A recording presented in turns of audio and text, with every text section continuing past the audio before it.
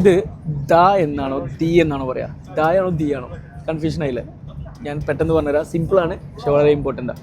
അതായത് ഇപ്പോൾ ഞാൻ എയർപോർട്ടിലെത്തി, I have arrived at the airport ആണോ അറ്റ് ദ എയർപോർട്ട്? ഏതാ നിങ്ങൾ പറയാറ്? ദായാണോ ദി ആണോ? യെസ്, ഞാൻ പറഞ്ഞുതരാം. അതായത് ഇപ്പോൾ വവൽ സൗണ്ടില്ലേ, വവൽ ലെറ്റേഴ്സ് അല്ല, വവൽസ്, AEIOU, അതിൻ്റെ സൗണ്ട് വരുമ്പോൾ നമ്മൾ ചേർക്കേണ്ടത് ദി ആണ്. I have arrived the airport എന്ന് പറയുന്നത് I have arrived the airport. Okay, the airport. Okay, അതേപോലെ ദി ആപ്പിൾ.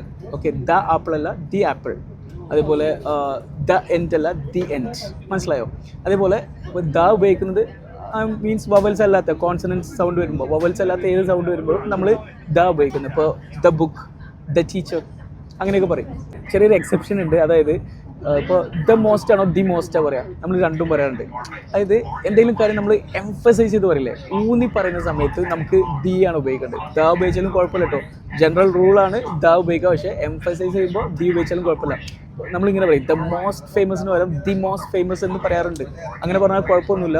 അതേപോലെ ഇപ്പോൾ ദ പ്രസിഡൻറ്റ് എന്ന് പറയുന്ന പകരം ദി പ്രസിഡൻറ്റ് എന്ന് പറയും, ദി പ്രൈം മിനിസ്റ്റർ, അങ്ങനെയൊക്കെ പറയും. പക്ഷേ നമ്മൾ ഊന്നി പറയുന്ന സമയത്ത്, എംഫസൈസ് ചെയ്യുന്ന സമയത്ത്, ഇപ്പോൾ നമ്മളിങ്ങനെ പറയും ഇപ്പോൾ Mohanlal is the one of the most famous actors in Kerala, അങ്ങനെ പറയും. അവിടെ മോസ്റ്റിൻ്റെ കൂടെ നമ്മൾ ദി ആണ് ഉപയോഗിച്ചത്. ഇനി ദ എന്ന് പറഞ്ഞാലും കുഴപ്പമില്ല, പക്ഷേ ഊന്നി പറയുന്ന സമയത്ത് അങ്ങനെ പറയാറുണ്ട്.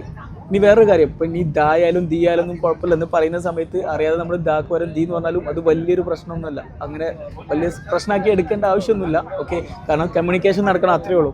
സോ ഗൈസ്, ഇനി നിങ്ങൾക്ക് ഇംഗ്ലീഷ് പഠിക്കണോ? സംസാരിച്ച് പ്രാക്ടീസ് ചെയ്ത് ഇംഗ്ലീഷ് പഠിക്കണോ?